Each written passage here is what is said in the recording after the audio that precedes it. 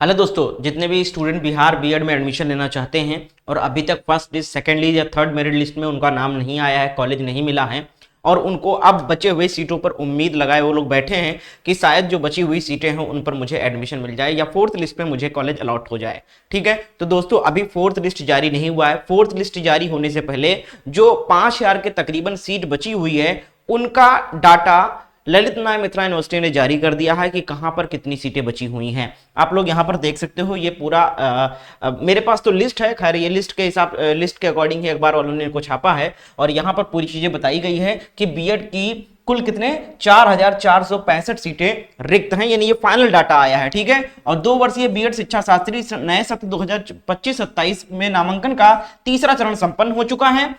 3 चरणों के बाद कुल 4465 सीटें रिक्त बची है। राज्य के 14 विश्वविद्यालयों में उपलब्ध कुल 37,150 सीटों में से 32,685 यानी 88% सीटों पर एडमिशन हो चुका है। सीटों पर नामांकन संपन्न हो चुका है। इस बीच सभी विश्वविद्यालयों में नए सत्र की कक्षाएं भी शुरू हो चुकी है।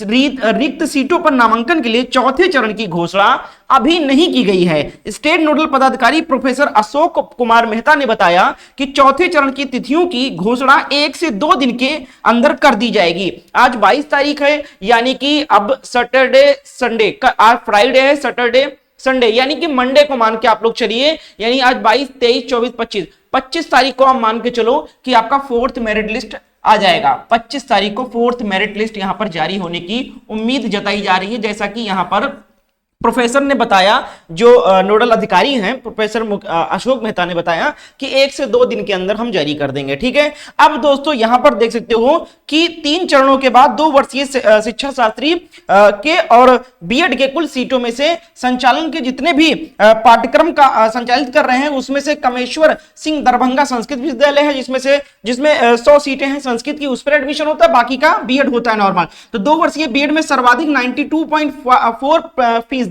नामांकन बीएन मंडल विश्वविद्यालय और मधेपुर में हुआ है। यहां 12 कॉलेजों की कुल 1250 सीटों में से 1155 सीटें फुल हो गई है। इसी तरीके से आर्यभट्ट विश्वविद्यालय पटना में 33 कॉलेज थे जिसमें 3000 कुल सीटें थी, जिसमें से 2627 सीटें फुल हो गई हैं। इसी तरीके से सभी विश्वविद्यालय के कुल कॉलेजों के कुल सीटों में से कुल कितने सीटें बचे हैं और कुल कितने सीटें अलॉट हो गई, ये डेटा यहां पर पूरा बताया गया। अगर आप पढ़ोगे तो 1 बाय 1 करके सभी विश्वविद्यालय का बताया गया है। तो अब आप लोग पता लगा सकते हो कि आपने विश्वविद्यालय के अकॉर्डिंग ही कॉलेज चूज किया होगा। जैसे आपने जेपी का विश्वविद्यालय का चुना, मिथिला का चुना, ठीक है, दरभंगा कॉलेज का चुना, पटना विश्वविद्यालय का चुना कॉलेज, तो ये तो आपको पता होगा ना। तो विश्वविद्यालय के अकॉर्डिंग आप देख सकते हो कि इस विश्वविद्यालय में कितनी सीटें बची, वहां से आपका चांसेस खुद पता चल सकता है कि मुझे फोर्थ लिस्ट में अलॉट होगा या नहीं अलॉट होगा। ठीक है, क्योंकि कुछ बच्चों को इसलिए भी अलॉट नहीं होगा क्योंकि वो जहां सीटें बची नहीं है वहां का कॉलेज चूज किया हुआ है, तो कैसे अलॉट हो जाएगा।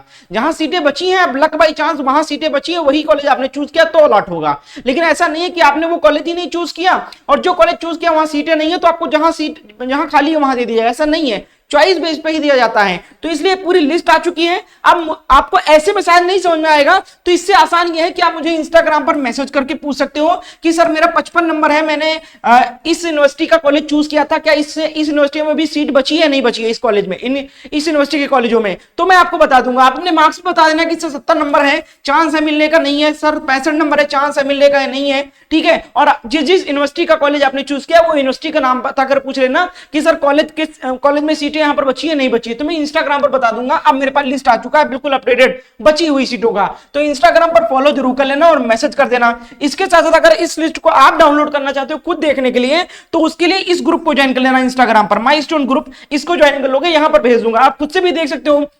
नहीं समझ में आ रहा है तो आप मुझसे पूछ लेना इंस्टाग्राम पर मैसेज करके।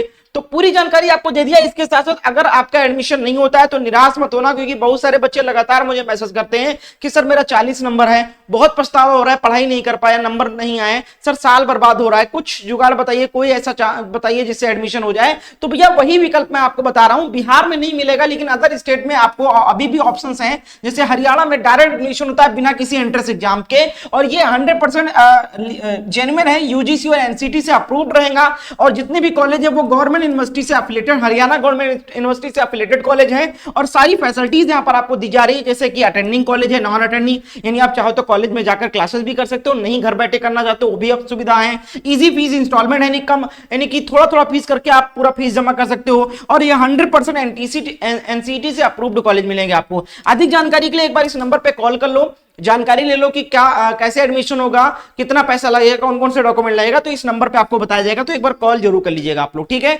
और बाकी का कॉलेज अपडेट लिस्ट जानने के लिए मुझे इंस्टाग्राम पर मैसेज करके पूछ सकते हो कि सर कहाँ सीट खाली है नहीं। बहुत बहुत शुक्रिया वीडियो को अंत तक देखने के लिए।